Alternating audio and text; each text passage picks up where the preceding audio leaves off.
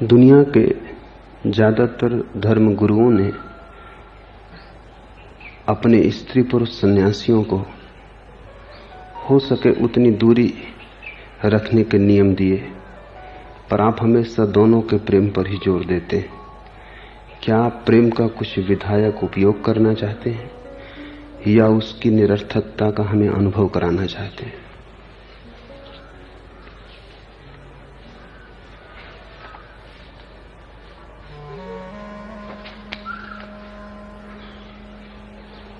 प्रेम को समझना जरूरी है।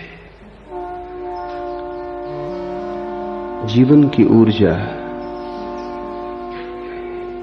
या तो प्रेम बनती है या भय बन जाती है।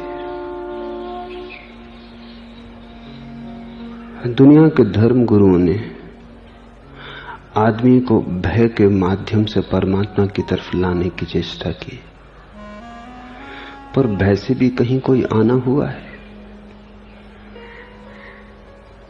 भय से भी कहीं कोई संबंध बनता है? भय से घृणा हो सकती है, भय से प्रतिरोध हो सकता है,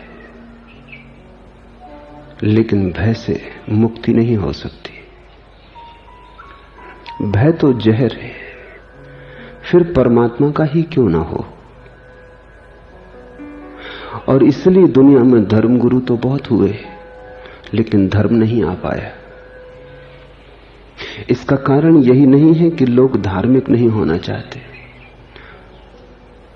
धर्म गुरु ने जो मार्ग बताया वो मार्ग ही धार्मिक होने का नहीं। आश्चर्य है कि इक्के दुक्के लोग धार्मिक हो गए, कैसे धर्म गुरुओं से बच गए, ये आश्चर्य। कोई बुद्ध, कोई क्राइस्ट धर्म गुरुओं से बच के भी धार्मिक हो गए। अन्यथा धर्म गुरुओं के माध्यम से सारी दुनिया अधार्मिक बनी रही है। भय अधर्म है, और धर्म गुरु ने सिखाया कि इस संसार से घृणा करो और परमात्मा से भय करो। मेरे देखे दोनों बातें ही खतरनाक हैं, दोनों ही तुम्हारे जीवन को विकृत कर देंगी। मैं तुमसे कहता हूं, इस संसार से भी प्रेम करो और उस परमात्मा से भी प्रेम करो। और मेरे कहने के पीछे कारण है, क्योंकि जो इस संसार को प्रेम ना कर सकेगा वो इस संसार के बनाने वाले को भी प्रेम ना कर सकेगा। जिसने इस संसार को इंकार किया उसने इस संसार के पीछे छिपे हाथों को भी इंकार कर दिया। तुम ये ना कह सकोगे कि हे परमात्मा, हम तुझे तो प्रेम करते हैं लेकिन तेरी बनाई गई दुनिया को घृणा करते। ये क्या ढंग हुआ? क्या तुम ये कह सकोगे किसी कवि से कि तेरी कविताओं को तो हम नफरत करते और तुझे प्रेम करते? किसी चित्रकार से कह सकोगे कि तेरे चित्रों को तो हम मिटा डालना चाहते, तेरी हम पूजा करना चाहते? सृष्टि का प्रेम ही तो सृष्टा के प्रेम में रूपांतरित होगा, और दृश्य के साथ जो प्रेम है वही तो अदृश्य में ले जाएगा। प्रेम सीढ़ी है, सीढ़ी पर रुकना मत। सीढ़ी बड़ी दूरगामी है। तुमने धन का प्रेम जाना है, धर्म का प्रेम भी जानो। तुमने शरीर को प्रेम किया है, और थोड़े गहरे उतरो और तुम पाओगे कि शरीर में ही छिपी हुई आत्मा की झलकें मिलने लगी। तुमने व्यक्तियों को प्रेम किया है, थोड़ा और गहरे जाओ और व्यक्तियों में छिपे हुए तुम समष्टि को पाओगे। तुमने अभी रूप को पहचाना है, अरूप भी वहीं छिपा है, पास ही खड़ा है, ज्यादा दूर नहीं है। रूप के भीतर ही छिपा है। रूप अरूप का ही एक ढंग है, आकार निराकार की ही एक तरंग है। लहर सागर ही है, लहर में सागर ही लहराया है। लहर को सागर से भिन्न मत मान लेना, संसार को परमात्मा से भिन्न मत मान लेना। जैसे नर्तक को नृत्य से अलग नहीं किया जा सकता, वैसे ही सृष्टा को सृष्टि से अलग नहीं किया जा सकता। धर्म गुरुओं ने तुम्हें भय सिखाया, क्योंकि भय के आधार पर ही तुम्हारा शोषण हो सकता है।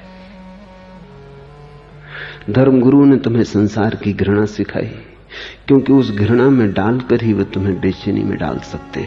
वो घृणा पूरी तो नहीं हो पाएगी, तुम अपराध से भर जाओगे, क्योंकि जो अस्वाभाविक है वो किया नहीं जा सकता है।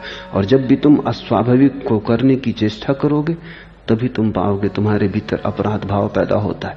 नहीं होता तो अपराध भाव पैदा होता, न मालूम कितने जन्मों के पापों के कारण, दुष्कर्मों के कारण जो होना चाहिए वो नहीं हो रहा है।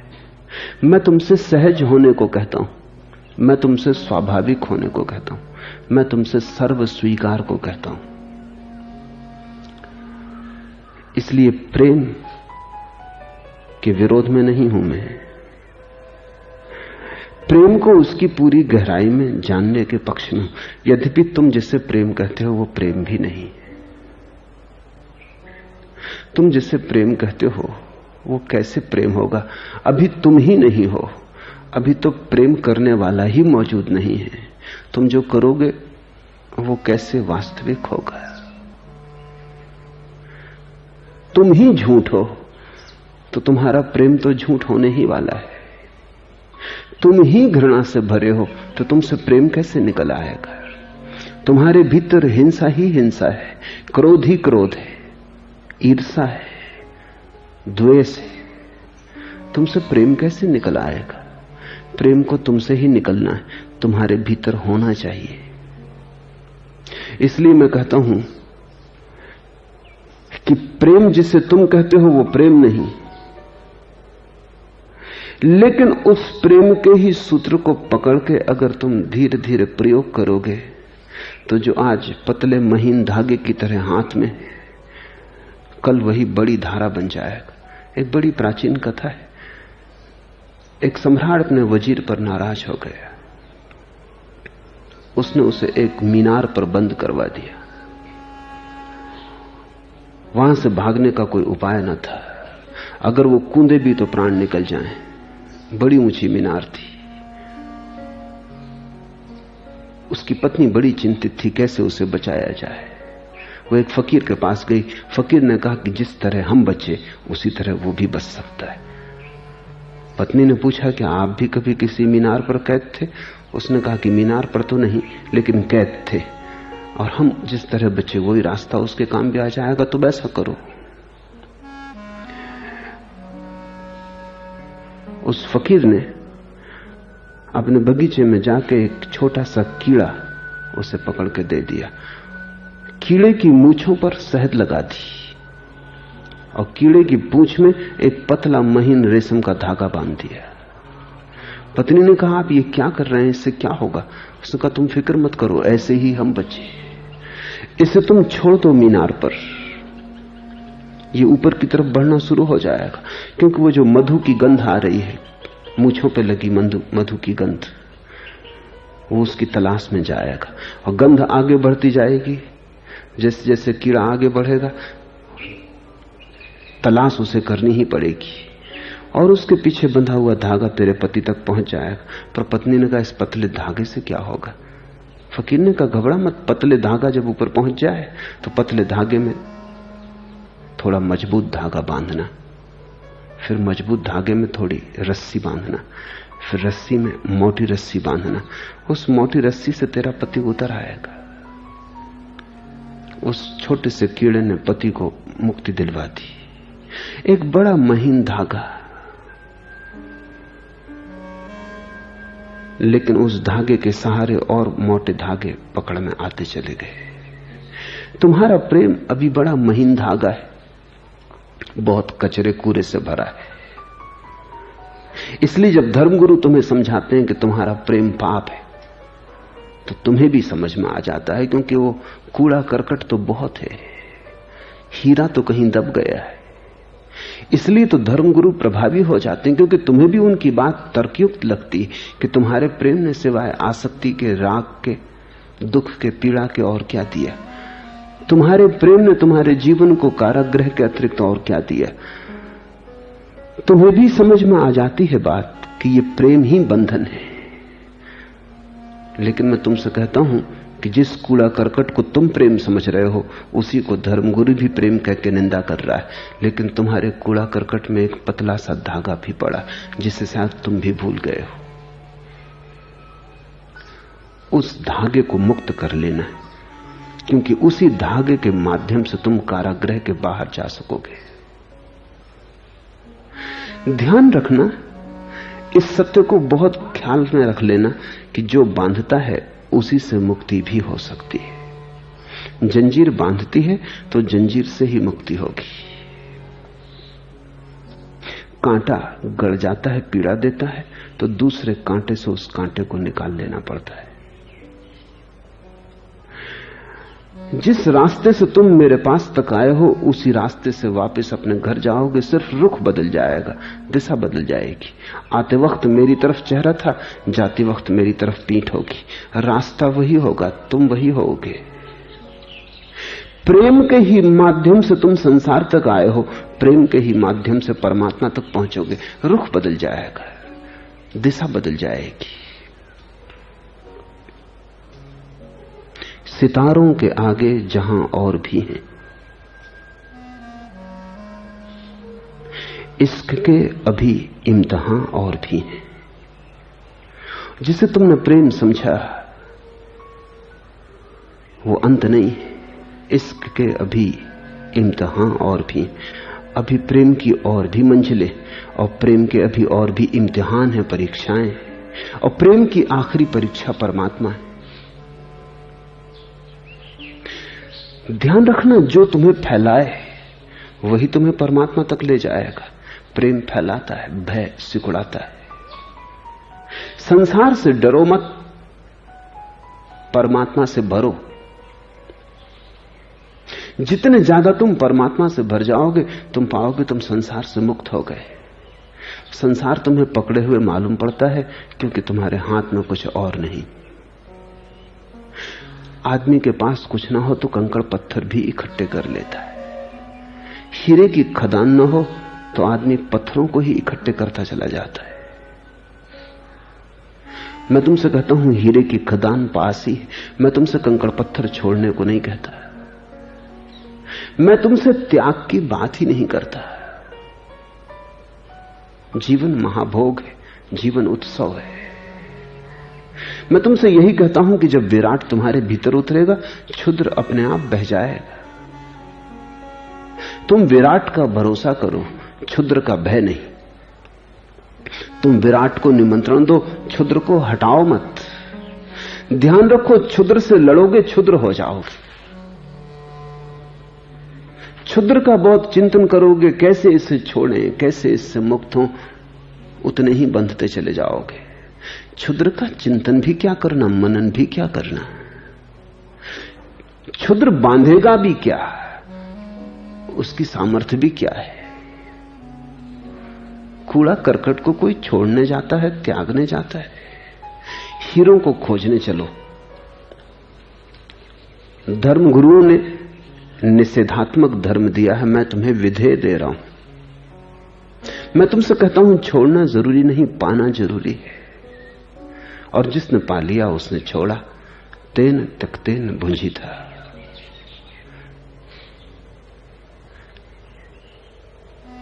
जब तुम्हें बड़ा धन मिलता है तो छोटा धन अपने आप छूट जाता है। फिर छोड़ने की पीड़ा भी नहीं होती, त्याग भी मालूम नहीं पड़ता, क्योंकि त्याग भी पीड़ा है। और उस त्याग का क्या मजा जिसमें पीड़ा हो। वो त्याग सच्चा भी नहीं है जिसमें पीछे थोड़ा दंश छूट जाए। जीवन ऐसा सहज होना चाहिए कि तुम रोज रोज परमात्मा में आगे बढ़ते जाओ। रोज रोज संसार तुमसे अपने आप पीछे हटता जाए। तुम्हें संसार को धकाना ना पड़े, तुम्हें संसार से लड़ना ना पड़े। दो ही उपाय, या तो संसार से घृणा करो या परमात्मा से प्रेम करो। घृणा करनी तुम्हें भी आसान है, क्योंकि घृणा में तुम भी निष्णात हो। इसलिए धर्म गुरुओं की बात तुम्हें जम गई।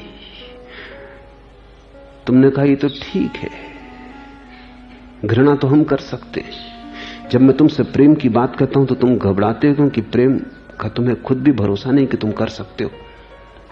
पर मैं तुमसे कहता हूं कर सकते हो। माना कि तुम्हारा प्रेम बड़े गंदगी में दबा पड़ा है, पर है, मौजूद है। और घबराओ मत। कूड़े करकट से, मिट्टी से, कीचड़ से कमल निकल आता है। कीचड़ में कमल छिपा है। थोड़ी खोज की जरूरत है। और फिर कमल और कीचड़ का क्या तुम संबंध जोड़ पाओगे? कहां कमल, कहां कीचड़? धर्मगुरु तुमसे कह रहे हैं कीचड़ छोड़ो। उनकी बात तुम्हें भी जचती कि इस कीचड़ को घर में क्या रखना, छोड़ो। मैं तुमसे कहता हूं इस कीचड़ में कमल छिपा है, छोड़ो मत, उपयोग कर लो। उपयोग में ही छूट जाएगा। जब कमल मिल जाएगा तो कीचड़ छूट ही गई। लेकिन ऐसा न हो कहीं कि कीचड़ को फेंकने में कमल भी फेंक जाए। अगर तुम्हारे जीवन से प्रेम का स्वर चला गया तो तुम संसार को कितना ही घृणा कर लो, तुम परमात्मा को ना पा सकोगे। क्योंकि संसार को घृणा करने से वो नहीं मिलता है, उसे ही प्रेम करने से मिलता है। घृणा तो नकारात्मक है। ये तो ऐसे है जैसे कोई अंधेरे को धक्का दे दे के बाहर निकाल रहा हो। प्रेम तो विधायक है, दिया जलाने जैसा है। तुम धर्मगुरुओं से राजी हो गए क्योंकि तुम्हें भी लगा कि यही आसान है। लेकिन तुम अपने त्यागियों को, अपने तपस्वियों को गौर से देखो, जरा उनकी आंखों में झांको, उनके आसपास की हवा को परखो। तुम पाओगे उन्होंने छोड़ो तो दिया है कुछ, ये बात पक्की, लेकिन पाया कुछ भी नहीं। सिर्फ छोड़ने से ही थोड़ी मिलने का कोई सबूत मिलता है।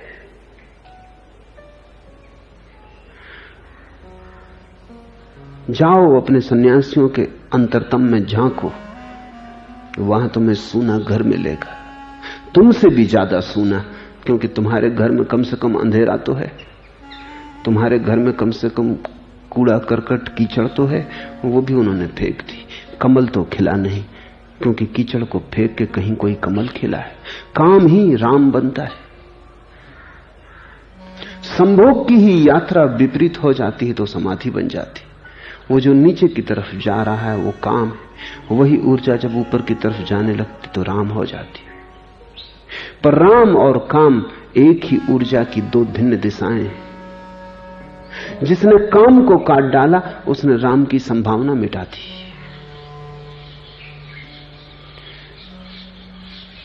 प्रेम पर भरोसा करो, भरोसे पर प्रेम करो। और जल्दी मत करना छोड़ने की। छोड़ने की भी क्या जल्दी है, जब मिल जाएगा छोड़ देंगे। मैं तुमसे कहता हूं पाने की फिक्र करो, सारी दृष्टि खोज में लगाओ।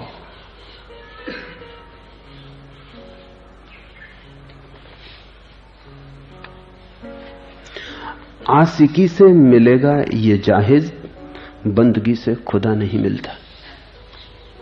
गहन प्रेम से, आशिकी से तुम्हारी बंदगी झूठी है अगर उसमें गहन प्रेम नहीं है। तुम कितना ही झुको, कितनी ही इबादत और प्रार्थना करो, कितने ही मंदिरों की घंटियां बजाओ और पूजा के थाल सजाओ, ये बंदगी झूठी है जब तक इसके भीतर आशिकी का स्वर न बजता हो। जब तक परमात्मा तुम्हारा प्रेमी न हो जाए, तुम्हारी प्रेसी न हो जाए, जब तक ऐसा आत्मी निकट का संबंध न हो जाए। लेकिन चूंकि तुम प्रेम से परेशान हो, चूंकि तुम प्रेम करना सीख नहीं पाए,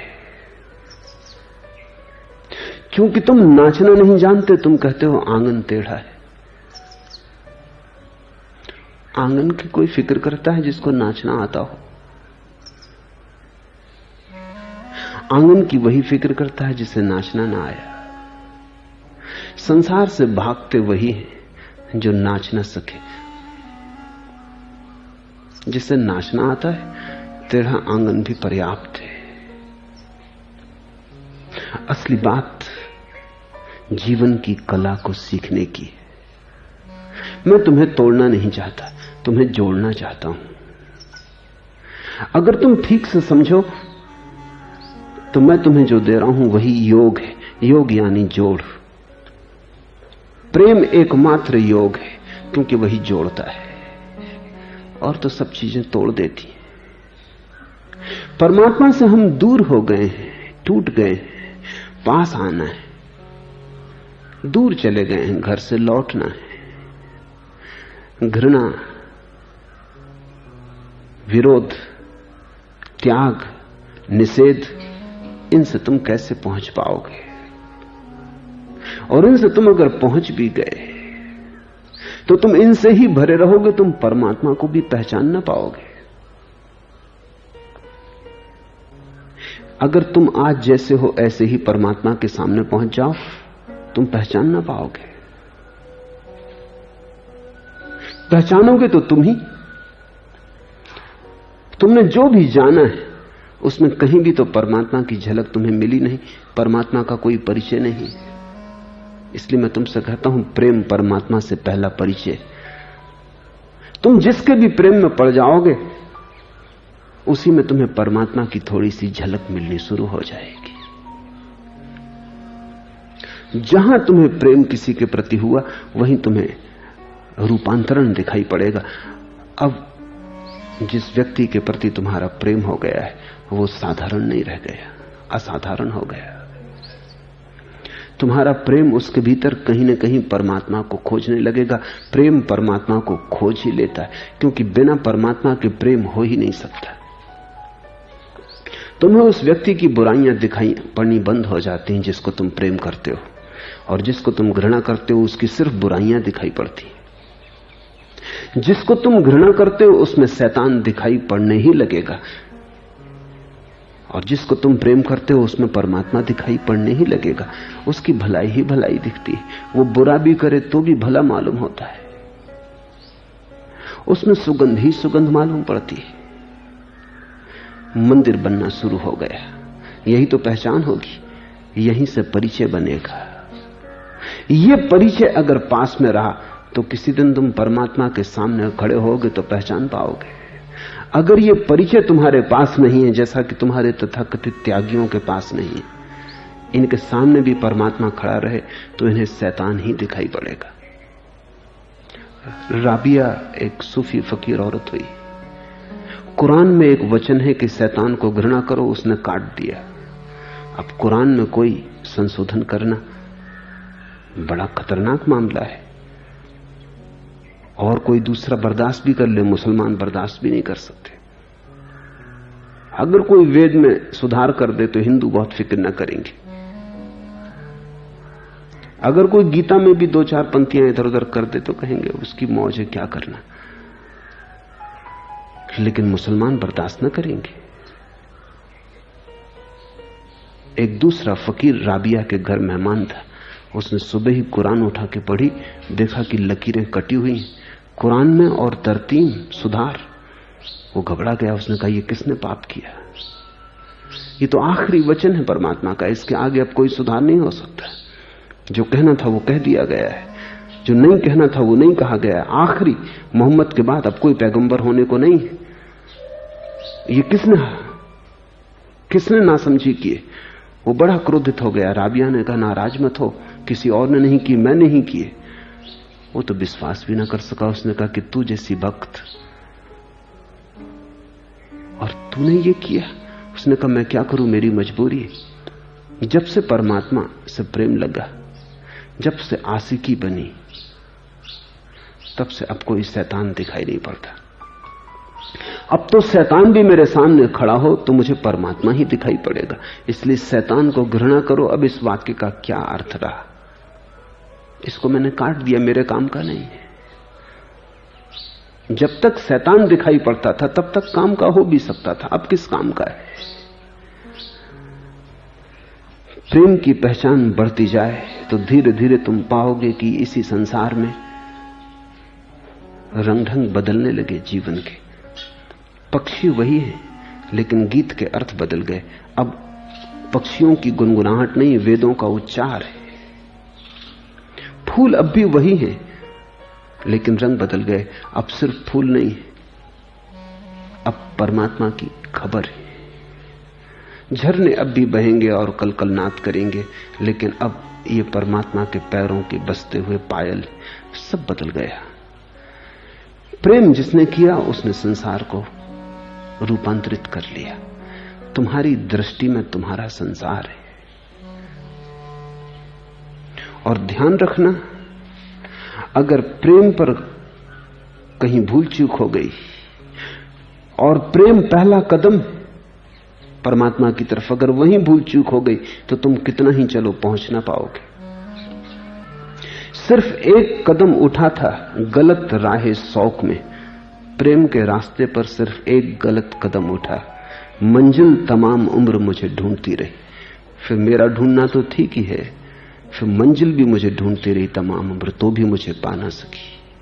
सिर्फ एक कदम उठा था गलत राहे शौक में, मंजिल तमाम उम्र मुझे ढूंढती रही। प्रेम के संबंध में बहुत बहुत होश रखना। वहीं भूल हो गई तो परमात्मा से तुम सदा के लिए चूके। उसे सुधारोगे तभी परमात्मा की तरफ बढ़ पाओगे। प्रेम के बिना न कोई प्रार्थना है, न कोई परमात्मा है। इसलिए मैं तुम्हें सिर्फ एक ही सूत्र देता हूं कि तुम अबाध प्रेम करो, कि तुम बेशर्त प्रेम करो, कि तुम जितने गहरे प्रेम में उतर सको उतने गहरे उतरो। ध्यान व्यर्थ पर मत दो। प्रेम में जो सार्थक स्वर हो उसको मुक्त कर लो। प्रेम में जो हीरा हो उसे निकाल लो, मिट्टी को पड़े रह जाने दो। प्रेम में जो कमल हो उसे जगा लो, कीचड़ को पड़ा रह जाने दो।